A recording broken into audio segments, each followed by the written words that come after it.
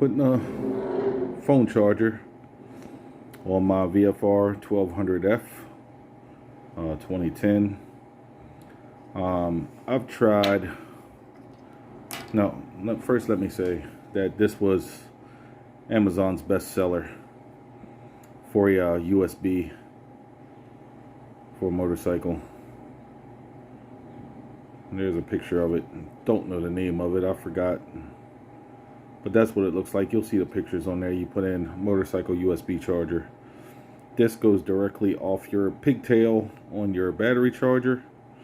You can route it, and it also comes with an extended wire and on and off button. Most importantly, on and off. Displays your voltage there. Has dual USB. 2 of them. I think 2.8 amp or 3.8 amp. I don't know. All I know is it charges cell phones. But been playing around trying to figure out where to mount it at on the bike. Just came back in from outside playing around with it. It comes with this. You guys can see my little concoction. I use Gorilla Glue instead of Loctite, and that is permanent, people. And I didn't add water. That screws into there, as you guys can see. Not even going to bother trying to take that out. I don't even need this piece because I came up with a better solution of what I want to do. I'll get to that in a second. But comes with this piece, which this piece isn't on it. This slides on the back, and you have the option to use zip ties on your handlebars through those 2 slots. See, one on the left and one on the right. Real skinny zip ties you can put through there, and clip that onto the back of here, and then clip it on your handlebars, which I think is corny, but that's kind of how that works. This, once again, this piece is separate from this piece. Or you can do what they intend. If you have a mirror, you can mount it on your mirror. You know, either way you want. That'd be kind of ugly, and that would be kind of ugly. So I don't recommend either one. I don't like the looks of it. Looks are important. What I plan on doing is tucking this down inside the front inner fairing of the VFR 1200. I've already routed my wire. I'll show you guys that in a little bit. My solution, some old leftover velcro, or whatever you want to call it. What's the other name for it? Anyway, that stuff, really good stuff. I'm going to put some on the back of this. I'm going to cut it to size, put some on the back of this, and then I'm going to put another piece on the bike, and I'm going to velcro it. So when I come back, I'm going to have a piece of one side of velcro here, and I'm going to install the other side into the inner fairing of the bike, so it kind of sits like that in the bike with the wire coming up to it. So I know the voltage would be upside down, but I don't want my wire being like that. Maybe, I don't know, it might work out that way. No, because it has to be this way. Why? Because I have to get down for my USB right there. So it has to be, I knew there was another reason for that. It has to be down like that with the power coming up to it. So you guys will see it installed. Keep that in mind. I'll tell you all about it once I get to the bike. And I came in the house to get this, to put this velcro on here real quick. See you in a second. So let me first explain how I routed this for this. It came with a I'll just let you guys see what I got going on here. It came with a double-ended pigtail for a power cord. Both ends. That's one end, and this is the front end, which connects to there, and that gives you the power. I routed. I didn't take any fairings off. So what I did was, this panel, it's called a knee panel. It has a clip at the bottom that clips in right here. I'm actually feeling pressure. You can gently tap that out. You guys see that? You see that? That gives you access up under that panel along the side of the tank. But from here, I fed it sideways. So it had to go, instead of being flat like this and going in, I looked up through this way and seen a little air gap up in there. You can't see it now because it's filled.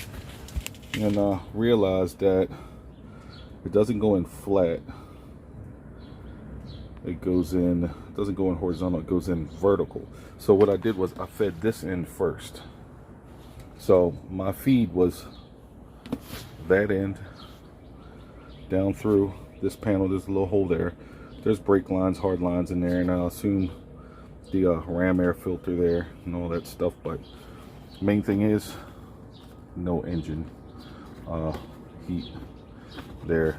And so that's all I'm really worried about. It's channeled basically on the top of the frame on this part, down through there along the seam of the gas tank and through there, and then I zip tied it there. So once again, I started with this end, fed it down through there sideways, vertical instead of horizontal, right, and just kept playing with it. Caught it down here behind this middle cover, pulled it out, lifted this because this comes up also, and just the wire part, and pushed it up under there and brought this out the back right next to it. It's not really pinching, it's in there. It's behind this panel. It's good. And that's my setup. Here's my pigtail to my charger, battery tender, whatever you want to call it. These go together, and that gets you the power in order not to burn your battery up. This has an on and off switch. I don't know how much it'll burn up your battery, but this on and off switch works good. Or every time you ride, you can just disconnect those two. But the cool thing about this is you can disconnect this from this and charge from there. You don't have to take your seat off anymore. That's totally up to you. So I'm about to test this to see where I can fit it somewhere in the inner fairing. But what I want to do first is I want to turn the wheel, which I shouldn't be doing one-handed. Bike falls over, I'm gonna drop everything. Give it a full tilt and then look down in there and see how much space I have. Clocked fully out and see what I have down there and what space I have left. Looks like there's enough right there on that panel, that flat side that you're looking at right there, or in that corner. That corner has even more space than that. That corner facing this way. So, and there's even a little bump out right there too. That's a bump out. This is even deeper. So if I mount this inside here like so, I shouldn't have an issue. So what I'm going to do is I already got one side of the Velcro on, and I'm going to take the other side of the Velcro and place it onto the bike. Now you ask, do I trust that this Velcro will hold? That remains to be seen, but I can tell you this. This is very light. Even if it was on here and it fell and it started to dangle, even if it was on there and it fell, and don't worry, that's not plugged up, so it's not live, and that started, this would definitely hold it on. And not only that, I'm going to electrical tape these two together once they're sealed. I'm going to seal them together, so if that does fall, it'll just be dangling. Hopefully I'll hear it, don't get in the way of my steering or anything like that. So I believe that it'll hold, or I could just mount it this way. on top of my fairing, but aesthetically I don't know if I want to have that there, but I just might do it. I'm still contemplating. We'll find out when we get back. I may do this. Alright, I'm back, and as I showed you earlier, the cord that's leading to the front, double-ended connector, male-female connector, going to my charger. I have it underneath the battery hold down with some black tape to stop, just in case there's any arcing or moisture gets in there. This is the top of the battery. I got that locked in there like that, along with zip tie here, hold down there, black tape there, running up underneath the panel, coming up above my air box to another zip tie, which is a little tiny zip tie that went underneath my front tank bolt on the right side, down, and there it is. My little quick remedy, a little 30-minute remedy to the cell phone charger, which I have my cell phone holder there. I'll just run from there to there. So let me show it to you from the other side, which is upside down, but if you can't figure out how to read numbers upside down, then you probably shouldn't be doing this. Anyway, I'll hold the camera upside down so they'll look right. 13 volts. You see there, 13 volts. You're gonna make sure you turn it off when you're not using your cell phone or riding a bike, so that it doesn't draw power. We know that I have 13 volts, so we know that the battery is good.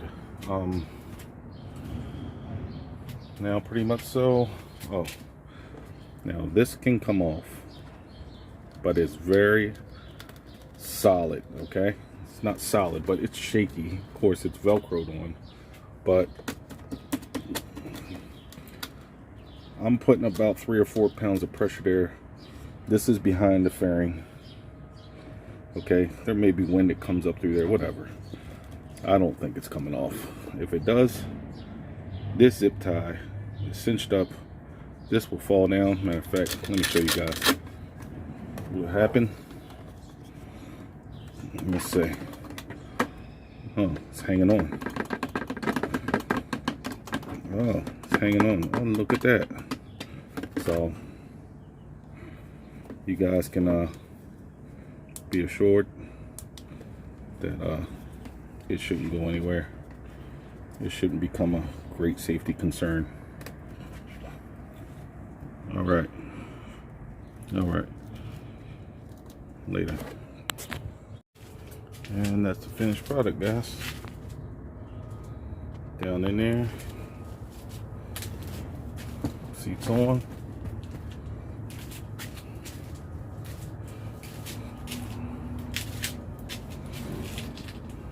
You know, aesthetically, you can really notice it when you get up on it. But when it's your bike, it's yours. But all I gotta do is get my USB connector. That's it. And it's good to go. Those new bar ends. See you guys next time.